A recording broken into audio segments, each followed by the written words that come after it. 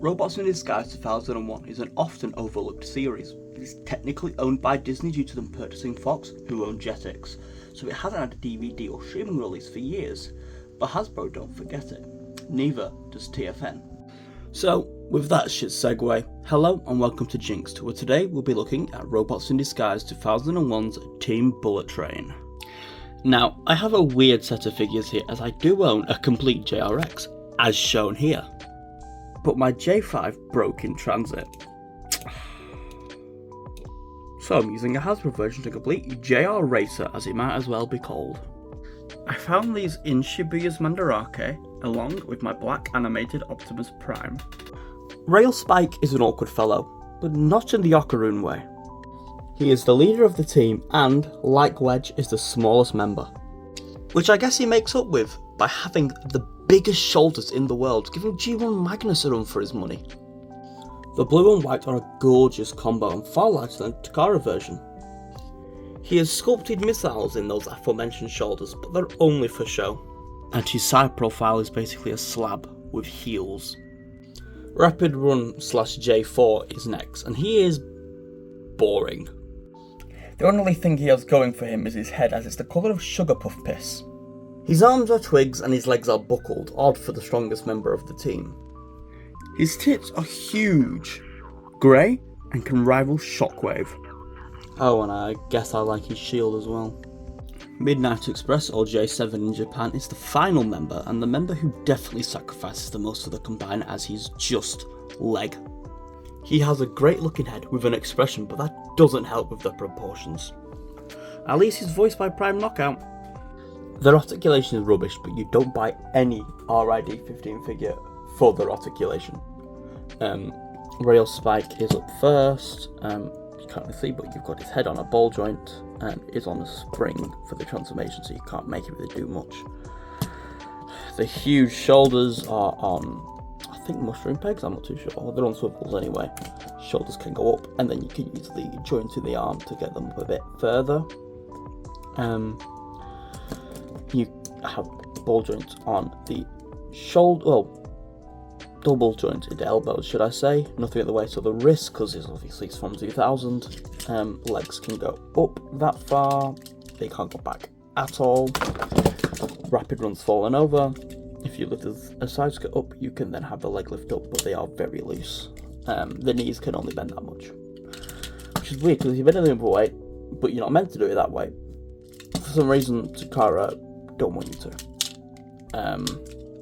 And since he's fallen over, yeah, this is his leg, due to the age, does buckle in very easily.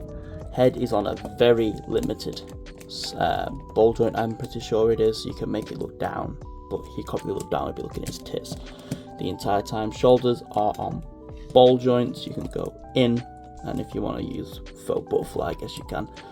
There's no swivel, so you can't really move it around. Elbow can only go that far, but can go further because of transformation.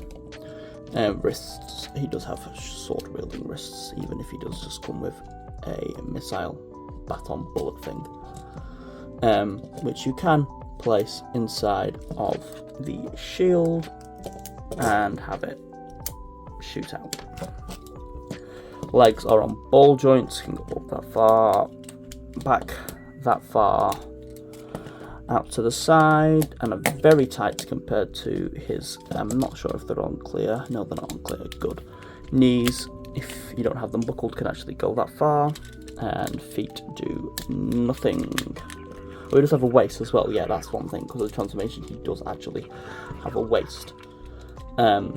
And then talking of limited articulation and limited everything, it's Midnight Express, who is too big to fit. His head is on a ball joint. Can't you see that? He's on a ball joint, and you can have the joints for transformation if you want. Shoulders are on clear plastic ball joints, so be very careful, they are very stiff. Apart from when you do that, they're not. Shoulder pads obviously can move around. No swivel once again, but there's enough play in the shoulder joint to give you the bicep swivel. Double jointed elbows use a transformation. No waist, unless you count sinking into it as a waist, but apparently it won't do it now. There we go.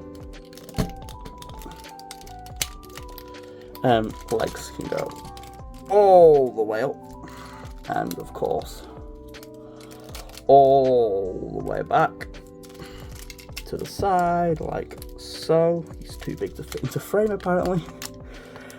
Knees bend that much, and you do actually have a thigh swivel, unlike the other two. And yeah, that's them too. Oh, and he can also shoot his missile out. Apparently, very shite. He shoots it out terribly, apparently. And that is the articulation for those three. I can't lie, the trains are my favourite modes for these fuckers. They are clearly what Takara focused on, and I don't blame them. They each have a unique transformation, Rapid Run being the scariest due to his clear plastic hinges and parts forming, but the end results are worth it. Rail Spike is my favourite. The colours and the design really sing to me. They are what I see when I think of a bullet train. Rapid Run is I find him quite boring only because of the colours. Midnight Express is very unique, and it's actually a train that I rode on, taking me from Tokyo to Osaka, the Hikari. All three can link up like some sort of combiner. Talking of combining, Rail Racer is scary due to all of the clear plastic, but it is so worth it. All of the colours fit together so well, and he looks so imposing. And that head sculpt is my favourite part of the design. He uses Rail Spike's cockpit to create a visor and a head that looks so aerodynamic. The arms are huge, and the legs of Midnight Express work proportionally for the combiner. Rapid Run is basically being Eiffel Towered by the other two, but it gives him a jetpack at least.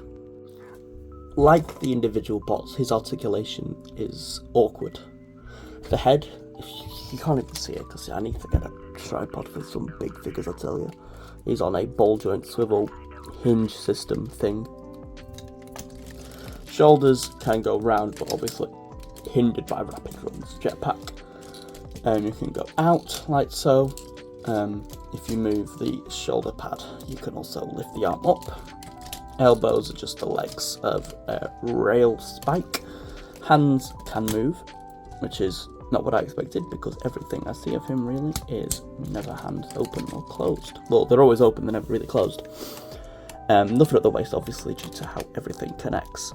But I do think that if they do a new one, they will just give Midnight Express the waist for Rail Racer, and then he will obviously have the waist.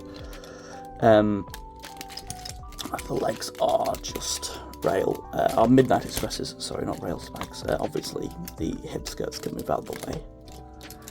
And that is a Rail Racer. Overall, do I recommend him? Yes, but only the Hasbro one, as JRX is brittle as shown by my J5. But if you are careful and get one with no stress marks, then yes. My JRX was £60, so it was worth it. But do get the Hasbro one so it doesn't break. I have been Jinx, and this is my look at Robots in Disguise 2001 Mega Class Rail Spike, Rapid Run and Midnight Express. Don't forget to check my books out, the link will be in the description. I will see you next time, another character from the franchise we all love.